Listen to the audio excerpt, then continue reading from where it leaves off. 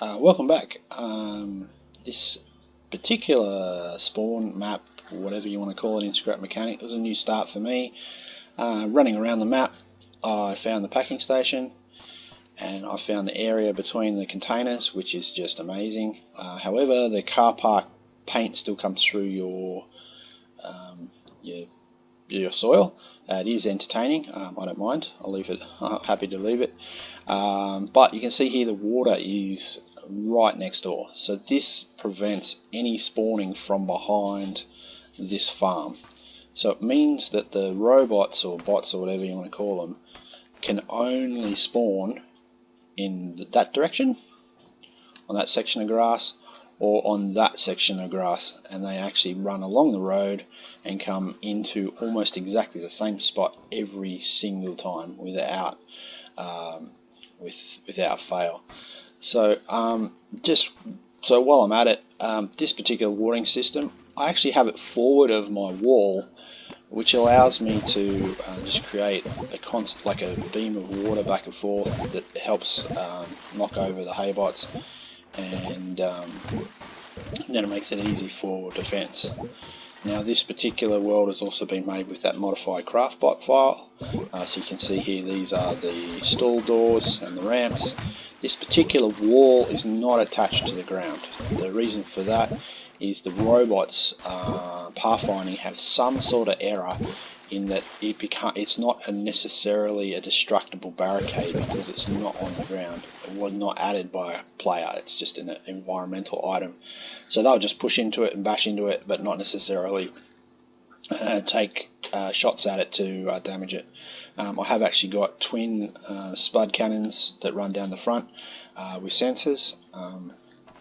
Now, I know a lot of people build these with some pretty amazing logic and that sort of thing, so I'll just show you how I run my watering system while I'm here. It's really simple.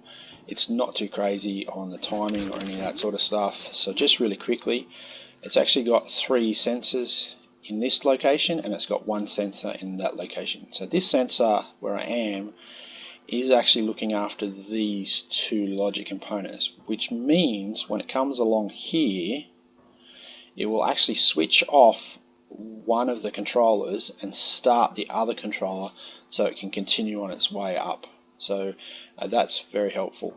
I've actually got an extra bearing, which is extra piston, which is controlled by 1 switch. Now that switch there allows this to be forward of the defense, all lined up with the watering the farm for the first row. So if I ever want to be really lazy and just plant out a little bit of plants, I can actually just leave it on that one, water 1 row, and the job's done without any fuss. Now in the watering system, to keep up with the rate of water, I actually run 2 different vacuum pumps off both connections to the water tank. So if you haven't built in Scrap Mechanic before for these sort of things, anything that's connected by blocks becomes connected to the entire item. So you can see here, all I've got is a line of blocks connected to the floor, which then collects to my machine. It means that you really need to use a piston for your contraption for something like this for watering. It makes it a lot easier. You can see I've chosen this site for access to water, and that's how that particular one runs. With the controllers, in order to get the control past each section of farm, you can see here I've got the 3 step increments. So here I go, this this piston moves 1, moves 3, then this one moves 3, this one moves 3 more, and this one moves 3 more, this one moves 3 more. So you can see the pattern of 3, 3, 3, 3. That means that this piston eventually, after the 10 strokes, is out at 15, and this one is out at 15 as well. So I'll show you what that looks like when I activate it. So we'll get the pump flying back and forth, fire this up.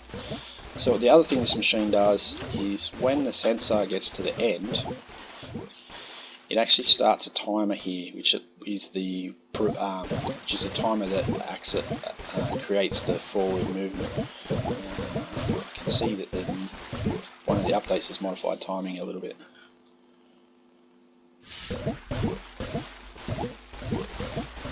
So I've missed the road, quite scattered. So yeah, so basically what that controller does in a loop mode is it will pause at the closest 3 position for the pistons, which are these ones over on this side here, on these ones there. So they're pushing out, and as it reaches the different colour, the sensor now has control of the second controller, which is this one, which is now on, and it moves along as well with a 3-second pause to allow it to move forward. Now to reset this, I tell the controllers not to run, I tell the water tank not to run, retract that one, but the thing is the controller will still be sitting out in its last stop position in a loop. So to reset it, you need to switch the loop off. So this is not an automatic watering system by any chance. It is a assisted watering system, if that makes sense.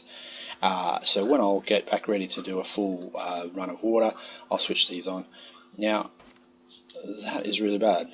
The timing on one of those controllers is out. So I need to worry about how to fix that. Anyway, the other thing is this is across the road from the packing plant, which is really good fun.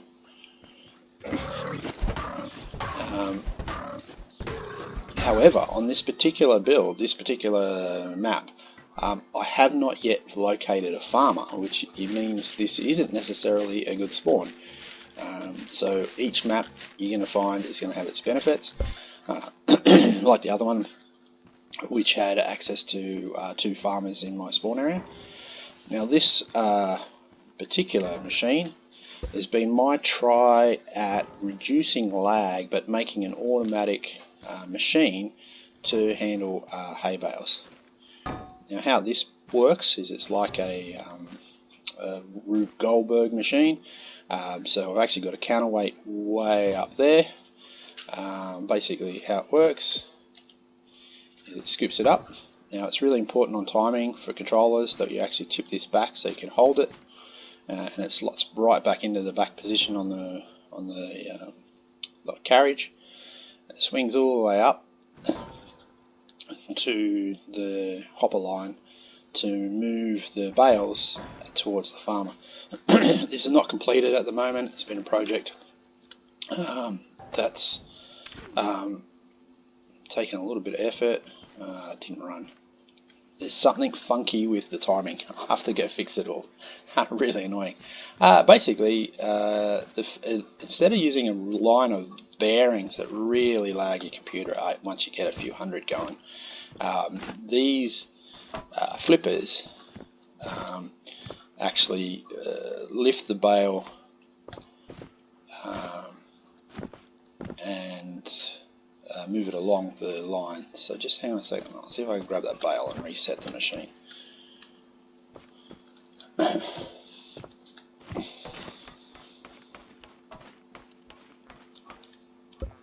Without sending myself to the car park.